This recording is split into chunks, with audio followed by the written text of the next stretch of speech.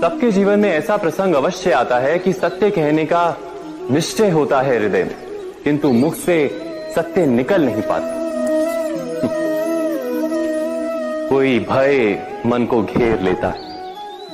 किसी घटना अथवा प्रसंग के बारे में बात करना या फिर स्वयं से कोई भूल हो जाए उसके बारे में कुछ बोलना, क्या ये सत्य है?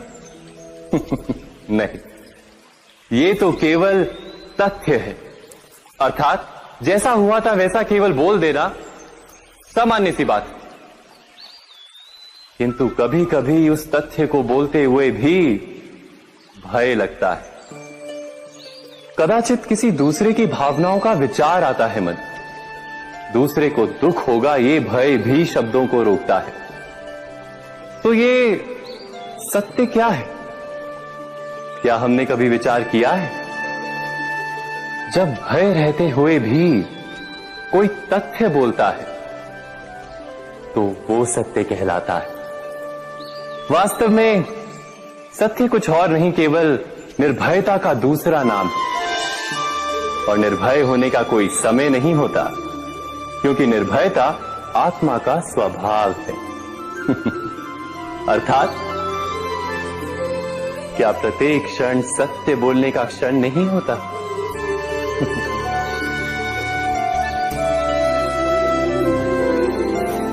स्वयं विचार कीजिए।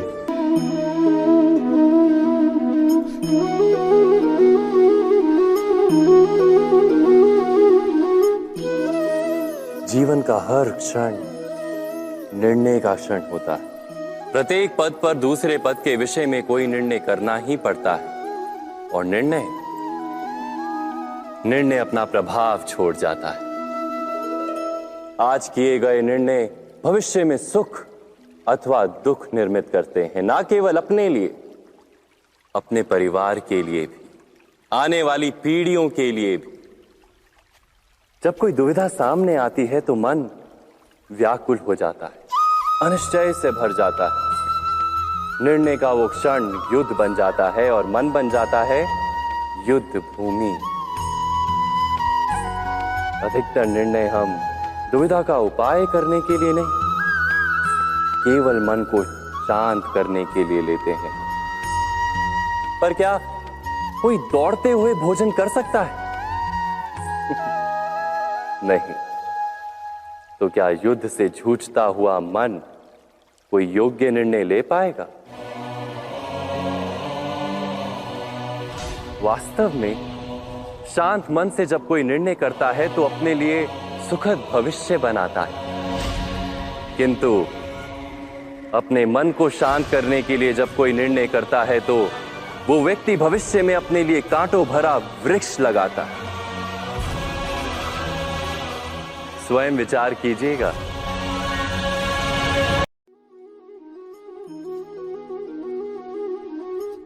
भविष्य का दूसरा नाम है संघर्ष। हृदय में आज इच्छा होती है और यदि पूर्ण नहीं हो पाती तो हृदय भविष्य की योजना बनाता है। भविष्य में इच्छा पूर्ण होगी ऐसी कल्पना करता रहता है। किंतु जीवन ना तो भविष्य में है ना अतीत में। जीवन तो इस क्षण का नाम है, अर्थात इस क्षण का अनुभव ही जीवन का अनुभव। पर हम ये जानते हुए भी इतना सा सत्य समझ नहीं पाते। या तो हम बीते हुए समय के स्मरणों को घेर कर बैठे रहते हैं, या फिर आने वाले समय के लिए हम योजनाएं बनाते रहते हैं। और जीवन जीवन बीत जाता है। एक सत्य यदि हम हृदय में उतार लें कि ना हम भविष्य देख सकते हैं, ना ही भविष्य निर्मित कर सकते हैं, हम तो केवल धैर्य और साहस के साथ भविष्य को आलिंगन दे सकते हैं, स्वागत कर सकते हैं भविष्य का। तो क्या जीवन का हर पल जीवन से नहीं भर जाएगा? स्वयं विचार कीजिए।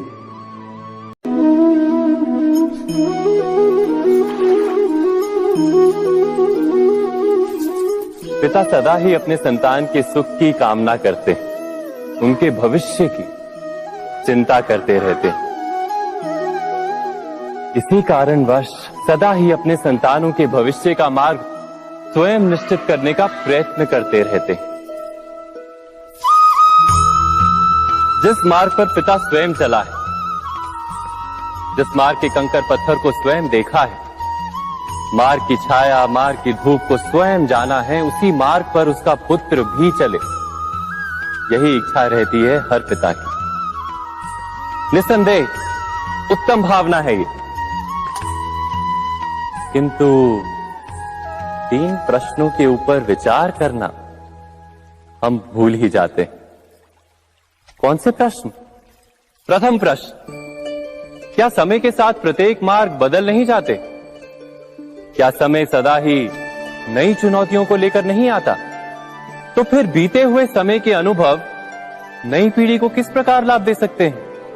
दूसरा प्रश्न, क्या प्रत्येक संतान अपने माता पिता की छवि होता है? हाँ, संतानों को संस्कार तो अवश्य माता पिता देते हैं, किंतु भीतर की क्षमता तो ईश्वर देते हैं।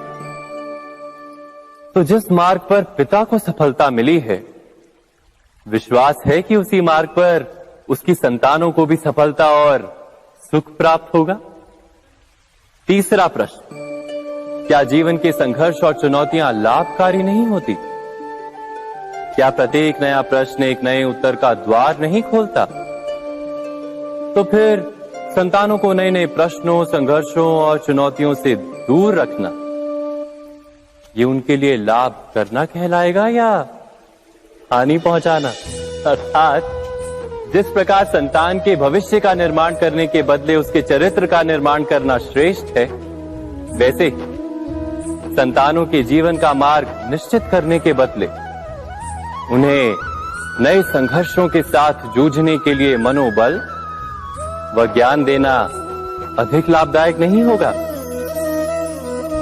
स्वयं विचार कीजिए।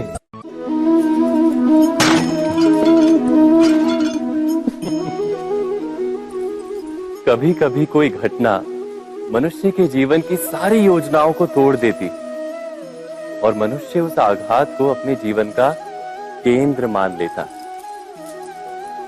पर क्या भविष्य मनुष्य की योजनाओं के आधार पर निर्मित होते हैं? नहीं। जिस प्रकार किसी ऊंचे पर्वत पर सर्वप्रथम चढ़ने वाला उस पर्वत की तलाई में बैठकर जो योजना बनाता है, क्या वही योजना उसे उस पर्वत की चोटी तक पहुंचाती है? नहीं। वास्तव में वो जैसे जैसे ऊपर चढ़ता है, वैसे वैसे उसे नई नई चुनौतियां, नई नई विडंबनाएं, नए नए अवरोध मिलते हैं। प्रत्येक पद पर वो अपने अगले पद का निर्णय करता है। प्रत्येक पद पर उसे अपनी योजनाओं को बदलना पड़ता है। कहीं पुरानी योजना उसे खाई में ना ढकेल दे। वो पर्वत को अपने योग्य नहीं बना पाता, केवल स्वयं को पर्वत के योग्य बना सकता है। क्या जीवन के साथ भी ऐसा ही नहीं? जब मनुष्य जीवन में किसी एक चुनौती को, एक अवरोध को अपने जीवन का केंद्र मान लेता है, अपने जीवन की गति को ही रोक देता है, तो वो अपने जीवन में सफल नहीं बन पाता और ना ही सुख और शांति प्राप्त कर पाता। अर्थात जीवन को अपने योग्य बनाने के बदले स्वयं अपने को जीवन के योग्य बनाना ही सफलता और सुख का एकमात्र मार्ग नहीं।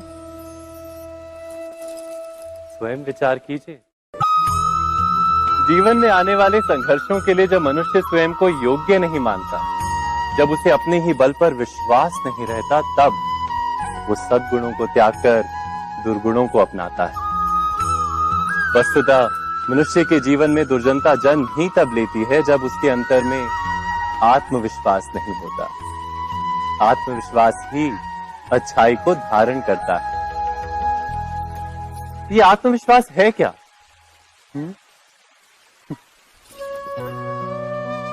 जब मनुष्य ये मानता है कि जीवन का संघर्ष उसे दुर्बल बनाता है, तो उसे अपने ऊपर विश्वास नहीं रहता।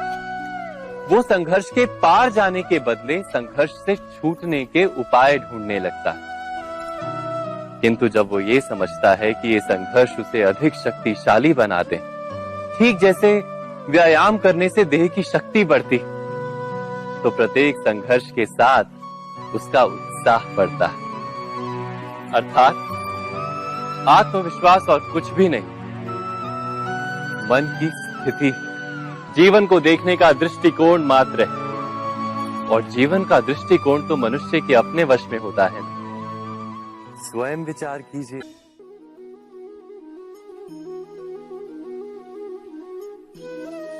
ज्ञान प्राप्ति सदा ही समर्पण से होती है, ये हम सब जानते हैं। किंतु समर्पण का वास्तविक महत्व क्या है? क्या हमने कभी विचार किया? मनुष्य का मन सदा ही ज्ञान प्राप्ति में विभिन्न बाधाओं को उत्पन्न करता है।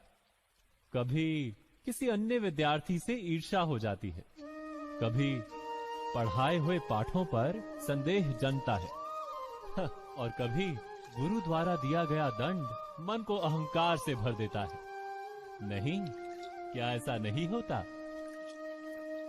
न जाने कैसे कैसे विचार मन को भटकाते हैं और मन की इसी अयोग्य स्थिति के कारण हम ज्ञान प्राप्त नहीं कर पाते। मन की योग्य स्थिति केवल समर्पण से निर्मित होती है। समर्पण मनुष्य के अहंकार का नाश करता है। ईर्ष्या, महत्वाकांक्षा आदि भावनाओं को दूर कर हृदय को शांत करता है और मन को एकाग्र करता है। वास्तव में ईश्वर की सृष्टि में ना ज्ञान की मर्यादा है, ना ज्ञानियों की। गुरु दत्तात्रेय ने तो गाय और श्वान से भी ज्ञान प्राप्त कर लिया था। अर्थात विषय ब्रह्म ज्ञान का हो या जीवन के ज्ञान का या गुरुकुल में प्राप्त होने वाले ज्ञान का, उसकी प्राप्ति के लिए गुरु से अधिक महत्व है उस गुरु के प्रति हमारा समर्पण। क्या ये सत्य नहीं? स्वयं विचार कीजिए।